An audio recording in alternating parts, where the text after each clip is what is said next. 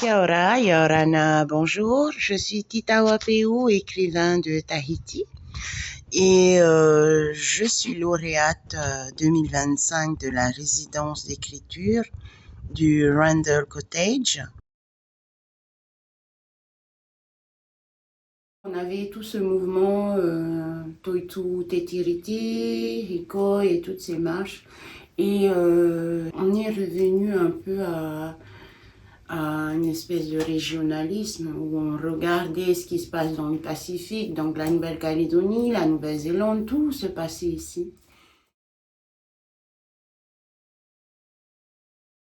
Ce que je retiens, c'est les rencontres au sein de l'ambassade, par exemple, des Tanaloa, c'est-à-dire les conversations qu'on a eues au mois de mars avec des représentants de la communauté et maori et pacifique avec Rarotoa. Autour de la question de la femme et autour du roman également Pina. Pouvoir rencontrer aussi la communauté maori dans le cadre d'un petit séjour immersif dans un marais dans la région de Porirua. C'est un pays très, en même temps très énergique, mais en même temps où on voit cette espèce de nostalgie, de mélancolie dans le regard des gens. On se ressemble quelque part, on se ressemble et quelque part on est très différents. Et c'est ça que j'ai beaucoup aimé dans ce pays.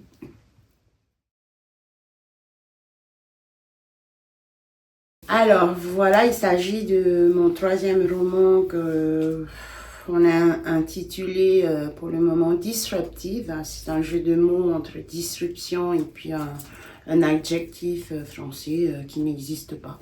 Ce qu'on appelle un roman dystopique. Je reviens à l'occasion d'une indépendance de la Polynésie, parce que c'est mon kiff, moi, hein, c'est inventer un pays indépendant, j'adore ça.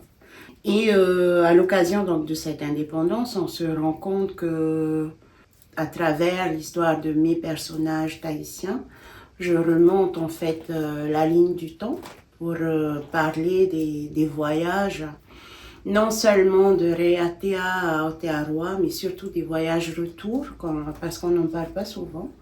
Et ce sont ces destins et ces histoires que je raconte dans Disruptive, toujours sur fond de combat et puis de réappropriation de nos langues, évidemment, culture, mais aussi de notre dignité de peuple soumis. Hein.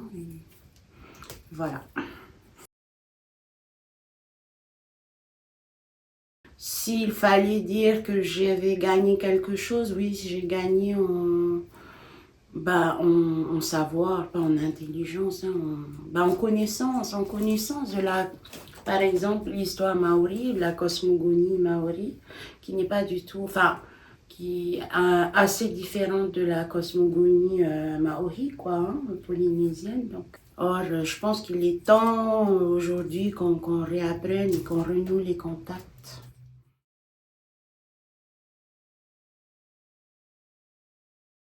Juste remercier Randall Cottage, hein, ce qu'on appelle les trustees, hein, ce petit trust très engagé dans l'amitié franco-néo-zélandaise. Madame l'ambassadrice de France, hein, à Wellington, et puis surtout vous, à l'ambassade. Et ce que j'ai trouvé très très émouvant aussi, c'est qu'on m'a donné la possibilité de parler de choses qui n'étaient pas forcément agréables, hein, quand on est un pays comme la France.